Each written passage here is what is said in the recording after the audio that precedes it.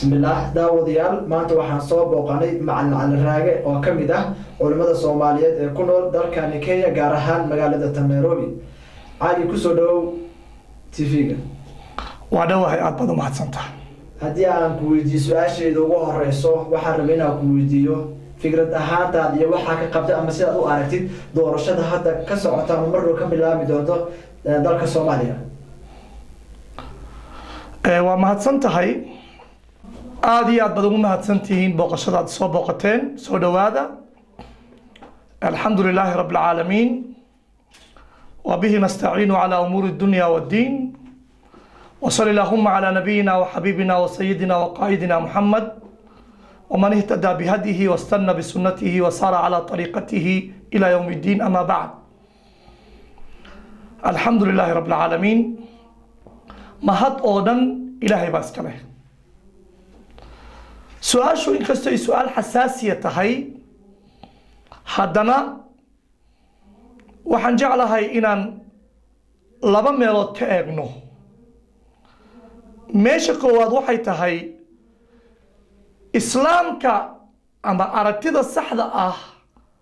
ee annagu haddaan Soomaali nahay maxaa nagala gudboon doorashooyinka socda oo heer deegaan iyo heer baarlamaan iyo heer aqal sare aqal hooseba soo gabagaboobaya ayna dhiman tahay in la doorto xubnihii waaweynaa ee hoggaanka qaranka midda kaleeto diin ahaan arrinta haddii toos diineed lagu ifiyo maxay noqonaysaa su-aashaa su-aal aad u qiimo badan weeye xasaasiba ha ahaato waxaan jeclahay muddo kooban inaan kaga jawaabo horta baabkan wuxuu soo gelayaa waxa loo yaqaano asiyaasa asharciya asiyaasa sharciya waxa weeye siyaasadda sharciga iyo qaanuunka iyo maamulka iyo law and order ku salaysan ee aan isbarbaryaaca ahayn siyaasaddaas waxaa la yidhaahdaa ujeeddada laga leeyahay waxay ahayd in la xaqiijiyo dan ama la siyaadiyo in laga hortaga dhib ama la yareeyo maadaama dadku professionally diinta islaamka af carabi ku qoran tahay waxaa la yidhaahdaa taxqiiqu lmasaalix wa takhiiriha wa takhfiifu lmafaasidi wa taqliiliha saasaa af carabiga lagu yidhahdaa waxaa weeye ujeeddada doorashooyinka iyo maamul dhiska iyo hoggaanka qaranka oo la dhidbo ujeeddadiisu waxay tahay in masaalixda dadka la hagaajiyo intii awood ah fawdada iyo dhibkan laga hortago intii awood ah waxay yeelanaysaa marka saddex aragtiyood aragtida koowaad waxay tahay almushaaraka in laga qayb qaataa see noqonaysaa doorashooyinka laga qayb qaataa waa waajib maxaa yeelay waddanka in maamul laga sameeyaa waa waajib caqliga saliimka wuxuu oranayaa shayga waajibka ah haddii aan la samayn karin shay kale dartiis shaygaas wuxuu noqonayaa waajib maa laa yatimu alwaajibu ilaa bihi fahuwa waajib sidaa darteed ka qayb qaadashadu waxay waajib u noqonaysaa lagama maarmaannimada doorashada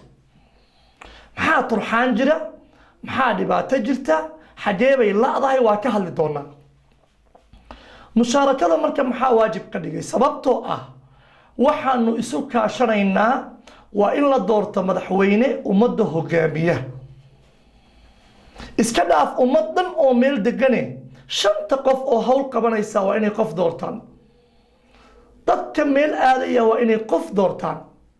dadka meel ka shaqeeya waa inay qof jermaana leeyihiin idaarada iyo maamulku waa arrin muhiima qur-aanku wuxuu ka cabiray wa amruhum shuuraa baynahum qur-aanku wuxuu ka cabiray walmu'minuuna walmu'minaatu bacduhum awliyaau bacd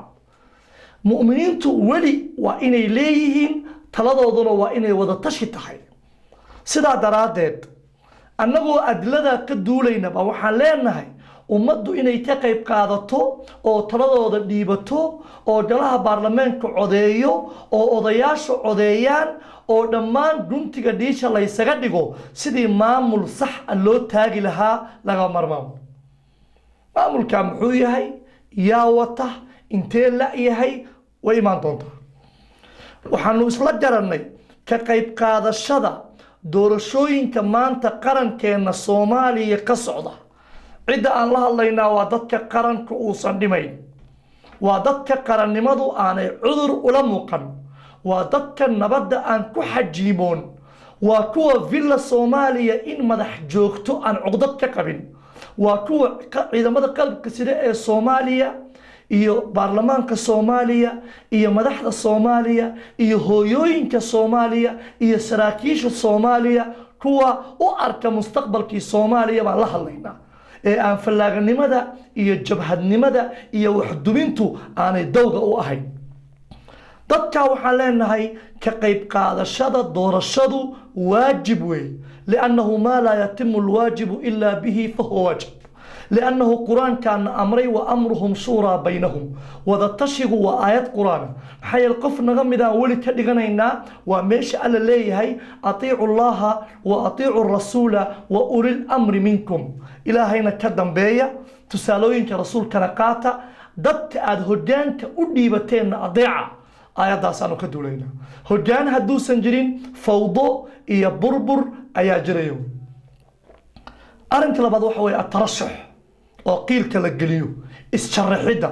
تطبع وحي قبائل ليسو شرحو مدحوين ليسو شرحو لولاها بارلمان ليسو شرحو إنه يوحق الدنطاي الترشح ووحي ليهين ماي ليس بشرح كرو ننكي مدحني مدونتا إن لو ديبا دينتو مقبتو وحديث با وحي شيغيسا ننكي مدحني مدونيا يالا سينين marka laga duulayo asalka saxda ee quraanka ah wuxuu quraanku tilmaamayaa arintaas inay sax tahay xayl anbiya sameeyay nabiyal basmi nabi yusuf alayhi salam wuxuu isu soo sharaxay in loo doorto wasiirka maaliyadda wuxuu yiri asagoo la hadlaya aziiz misra ij'alni ala khaza'in al-ard inni hafidun alim waxaad ii dhiibtaa wasaaradda maaliyadda waxaan ahay nin xafiid ah oo wax ku xifdinaya عليم أو أقول له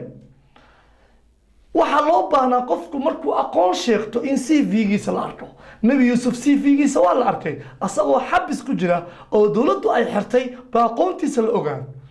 مركي بروف كيس الهلوة لو ديبي سيدي بو مدح قرن كأوجا من ضغط قفكم مركو إنه يشرحوه أو وحى دنت أدك أسوي إنه هو جامي السؤالكو واحدا بيما من دلبات waxa meesha yaala waa loolan waxa loolamayaana waa masaalix qofku markuu loolanka maslaxadda galayo dadku waa labo qof wuxuu leeyahay waxbaan hagaajinayaa waana runtiis in uriidu illa al-islaaha mastadact wama tawfiiqi illa billah waka qofka runlowga wuxuu leeyahay waxaan doonayaa inaan hagaajiyo intii karaankay ah ilaahay baana talada saaranaya qofkaasi qofka qumaway waajira nin issharaxaya oo sharaxaadiisu ay been tahay markii uu meesha la wareegana dulmi iyo tuuganimo ku dhaqaaqay quraanka noo sheegay ومن الناس من يعجبك قوله في الحياة الدنيا ويشهد الله على ما في قلبه وهو ألد الخصام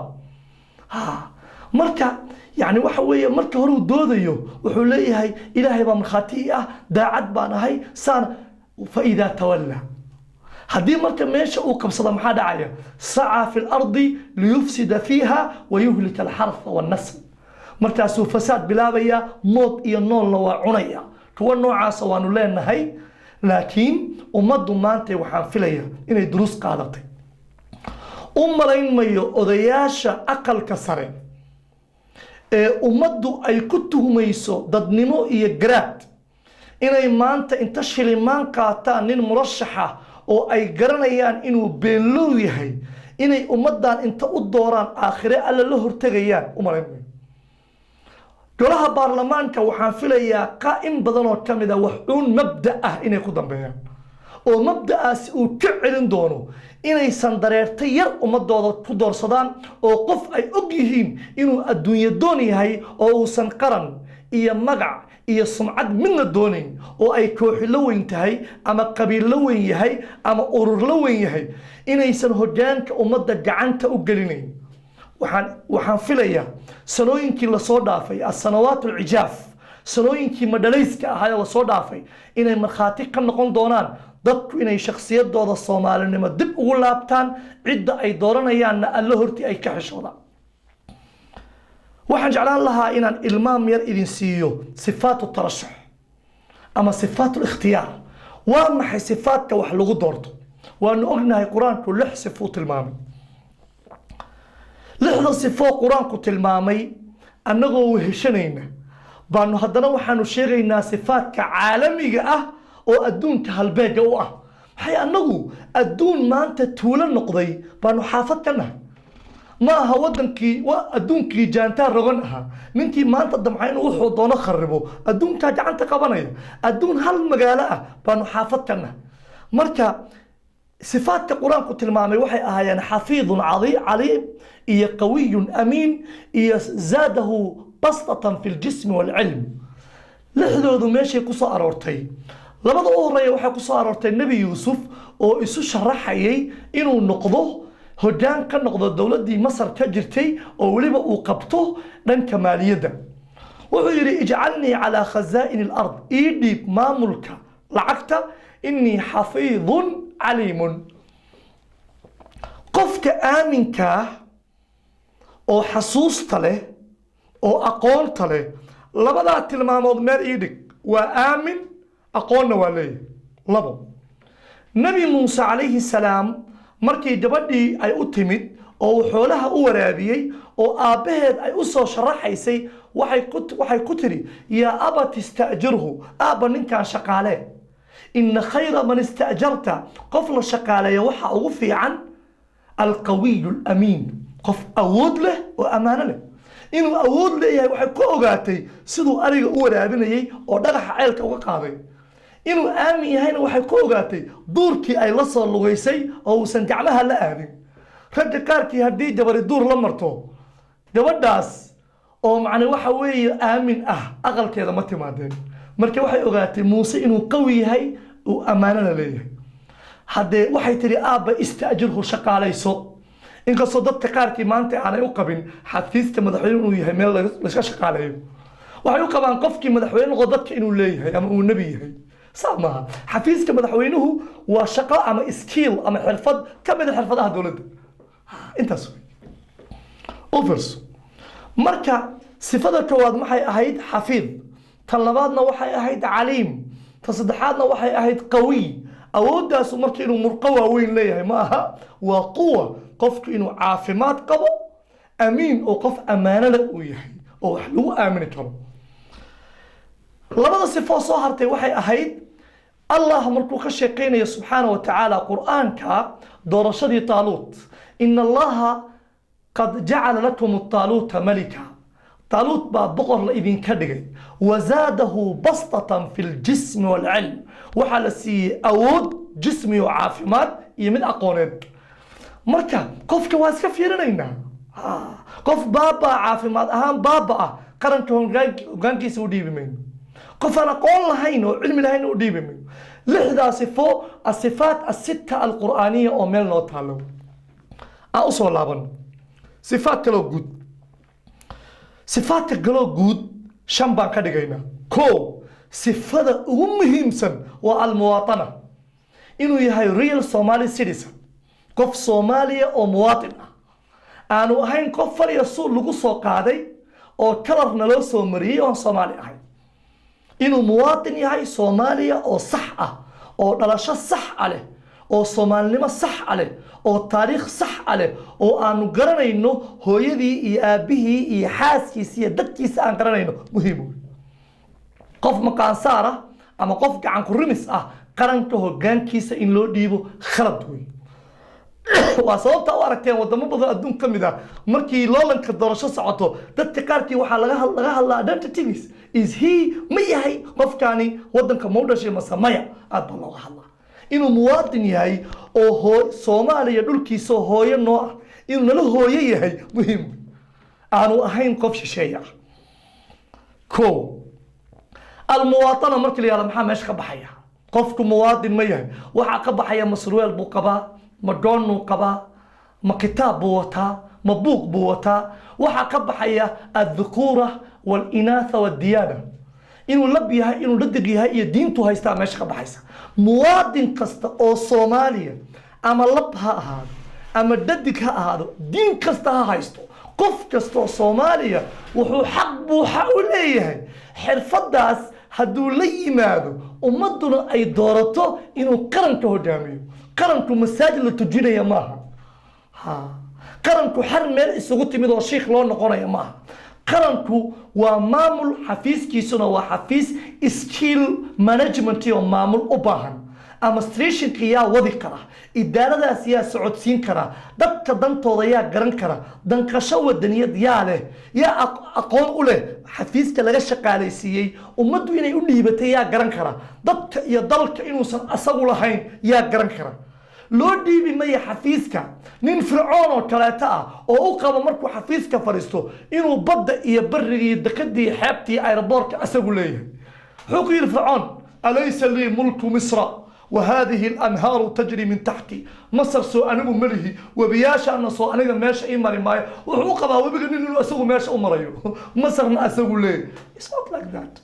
مقدشة أدوق مليه صومالي أدوق مليه دكدة إيه بايربورك أدوق مليه حفيز بعد شقالة كتاي ومدانا كودي بتاي حشوت أو شقادة الكودي بقبو ساسي marka ina muwaadin tahay baa shardi ah qofka xafiiska noo qabanaya inuu surweel qabo inuu goono qabo inuu lab yahay inuu dhadig yahay inuu kitaabo wato inuu sawadan iyo diintu haysto midna shardi ma shardi waxa inuu Soomaali yahay oo muwaadin yahay sifaadka saxda ah oo maamulku u baahan yahay xafiiska shaqada laga qabanayo offers shaqada laga qabanayo qofkaas inuu yaqaan ayaa muhiim ah arinta labaad waxa weeye asiira alxasana السيرة الحسنة وحوي قف كاس إنه ليه تاريخ ونأكسن قفان ديك صوت دادين قفان داد بابين قفان هيستوري حول لحين قف ودن كداعد وهانجري قف أمدو أي تقال إنه داعدي هاي قفان دنبيا وين قرن كغلين لهلو أنا قصد هذا وحوي قف آمن إنه يهي ها لبعض أنا هاي ستاوحي تاي صباح دي قفك وحنا غحضة duhurkiina qaar naga mid allaaya baanu casarkii madaxnimo u dhiibanaa ma garanayno qofkan inaan runta u sheegno oo waxaan kugu haysanaa hantidii hore xadiyee baad geysay kuwii hareerahaaga taagnaa aawaye kuwii ku ilaalinayey oo dhaawacmay oo dhintay xaqoodii meeyey askariga banaanka u taagan xaqiisii meeyey shalay kuwii xabadda isu dhigay aaway dadkoodii ilmahoodii maxaad qabatay su-aasha saxda ahi cay ma aha وأغنى رنت وخرارتها لكن إن لقى بدا صحمة وحكلو لو باهي أو شرط أفراد الحرفية قفك إنه أقوم تاس أما حرفة داس وليه هاي شردوي وحا قدام بها الصحة إنه عافمات قبو قفك إنه عافمات قبو إنه إنت الدورشة صاقلو إنت أصاقون أو الدولار ميل ديغان كرو شرد ما إنه عافمات قبو ها أرنت أرن مهموي وحن سويدين إنه arrimo dhowr ah arrimahaas waxaan u bixinaynaa hal magac almataacim waxa lagu haysta maanta doorashooyinka qarannimo oo Soomaaliya ka socdo waxa lagu haysto kow waxa ka arashwa laaluush laba waxa ka alwakala in ninba nin u shaqaynayo ee nina uusan danta Soomaaliya ka shaqaynin kaas yaa wata Masar baa wata kaasna Imaaraat ka wata kaasna Ethiopia wata ka Mareykan ka wata ka Yurub ka jecel inay dadkaasi cid naa'ib ka yihiin لابو القبلية إن قف كان قبيل اسكو هلايني أو alliance قبيل انتو سميستو ها أيضا كدوليو يعني وحوية إيوه الحزبية قف كاس إنو كتلة صاحبة لي هاي أو أروري هاي أرور كاس من ميل سلطة كوهايو أو دان صومالي كشاقينين أو لي هاي شغدا حلو دي بقف أرور كيجا أرنتا هلا سي قف أرور كينا أرنتا هلا سي قف كوحدنا إيسا أراكتي قرن ما كجرين أنا وحلايا سكستي وحنطحي سكستو لالوس أجرو أنا ما أنت مرتد كالصحدة إنه يمك لالوس كبحنايا إيه كلالوس كقادنايا حايا لو الدنيا دي بكري دوبي وحلا يسكوك بسنكرا أو وفي عني وقفوا الدنيا دي كري دوبي دك الدين تو هذا مسؤول كمنهين لكن ودن كان لو ذاقنا وسببت القرآن كأسمي أحكام دحدنا أو أسمين أحكام آخره قرآن وحو يري توجة اسكقبتا وحو يري نفدي شدلا وحو يري تن قبلها قد فكر باشا حدود نحذي النابو سمي لكن مو أرى القرآن قفكي الدين تسيدا يلا قفكي إلهي أقف السيدا يلا قفكي النبي أقف السيدا يلا إلهي النبي إنك كما حكتد عر الإسلام كاكاين حدود لو دتشيي آخرة إيا قيامة إيا وحكو صابسا حدود وفيما بين السرقة قف بلشرة حديوي القتل قف نقد لوي القذف قف قبله نعايوي الحرابة قف برعة سمايوي كان عر لك علي ها حدود لك علي حدود قرآن كالله قطع الله ولا قف كعملها بتيبو قطنت قف كاسو عذاب قبري بودين كاسو صلدي بخلافي كاسو عركان ها ما سو هليسد إلهي وحنا غاد حيا أنغي الله نغاد حيا أنيغا ودنك إنا خيانتان عقاب كوغو مرنيا لكن أدغي الله وحا إنك دحيا أريقوتا لا يضركم من ضل إذا اهتديتم هدان هنوسنا هاي رميتان كاغو وحبا إيدي بمان واكرت maxaa imaanaya marka si kastoo ilaaluus u tahay cid kasta ninka hawadato anagu ilaaluus raali kama nihin qof wato inuu qarankeena hodo oo been dadka u sheego asagoon xor ahayn habeenkiina wax loo meeriyo maalintiina intuu koor soo gashado sidii nin xor u hadlo oo naftiisa khayaano gudaha ka gubanayo anagu raali kama nihin inuu qabyaalad wax ku saleeyo raali kama nihin inuu koox u adeego oo uusan si guud hooyada dhibaataysan iyo aabbaha dayacan iyo abaarta uusan si guud uga fikirin raali kama nihin waxa aan doonaynaa waxay tahay waa mustaqbal wanaagsan laakiin marnaba taasi keeni mayso yaan qaranka la dhisi keeni mayso yaan doorasho la qaban keeni mayso madaxweynaha la doorto yaan la adeecin keeni mayso baarlamaanka dhiiggiisa in la banaysto keeni mayso ummadda waxgaradtood in la laayo keeni mayso in la caytamo ee waxba la qabanin may annagu waxbaan nusaxaynaa waxba caayimayno waxbaan dhisaynaa waxba dumin mayno qofka dhaliisha leh annagoo dhoola cadday dhaliishiisa u sheegayna miidiyahan ka sheegaynaa dadkaan u sheegaynaa maxkamad baan la fulaynaa waa dacweynaynaa janalka saxdaa baanu maraynaa markaan wax saxayno dhiig u mari mayno qarax u mari mayno fatwo baatil ah u mari mayno inaanu dadka inta mawlac isugu keenno aanu ku dirno madaxdooda iyo aqoon-yahankooda samayn mayno inaanu macnaha yani dadka u humbaalayn mayno annagoo soomaaliya oo civiliana oo shacab ah baanu u sheegaynaa dadka mas-uuliyadda qabata waxay ku saxsan yihiin iyo waxay ku qaldan yihiin taasu ma aha inaan siyaasadda ka aradannahay inaanan doonaynin inaanan ka qayb qaadanayn maaha laakiin waqtigeeday leedahay waxaa laga yaabaa taariikhdu dadka maanta dhex boodaya inay khaanad ku qori doonto kuwa maalinkeeda saxdaa imaan doonana ay khaanad kala gelin doonto marka haddii aan u aragna maanta inaysan maalintayadii ahayn macnaha maaha ama anigaa leh ama waa duminayaa sidaa maaha walaalka maanta u bareeray kan wax qabanaya dhaliishuu doono ha yeesho waa run inaan waxu sheegayno laaluushka jooji qabyaaladda jooji cidna wakiilha ka noqon yaa nagugu xuuxin sharaf ku dhimo dowlad dariskayaysan ku oran haddaadan waxaa ii samayn saasaan ku yeelaya saa yeelin soomaali adoo a dhimo sharaf yeelo qiimo yeelo hadal sir ah ka tag ummadda wax u sheeg taasaan leenahay laakiin mustaqbalkeenu muxuu ku jiraa anugu cali ahaan waxaan kusoo gabagabaynaya mustaqbalkeenu wuxuu ku jiraa sidii aanu u qaadanay arkaanu lislaam alkhamsa shanta tiir oo la yidhi waa shan inaanu qaadano arkaanu salaam alkhamsa tiirarka nabadda ee shanta wax walba waa samaynay wax walba waa samaynay reer hebel baa madaxnimada la waa nidhi rag gaaloo dumarku ma laha waa nidhi been kasta waa samaynay wax kastoo qaldan waa samaynay waxaasi socon maayaan shanta tiir oo nabadaan kusoo gabagabaynaya tiirka koowaad waxa weeye aanu ku dhawaaqno si xor ah waxa aan walaal ku nahay waddanka inuu yahay waddankaan walaal ku nahay taasi waxay keenaysaa ninkaa iyo ninkaa inaanay isku dilin madhabkaasuu aaminsan yahay madhabkaasuu aaminsan yahay qabiilkaasuu yahay maya waddanka iyo muwaadinimadan walaal ku nahay labo dastuurka annagu aan samaysanay oo domestiga ah ee aan cadow noo yeerin aqoon-yahanadeennu ay tafaftireen annagu aan samaysanay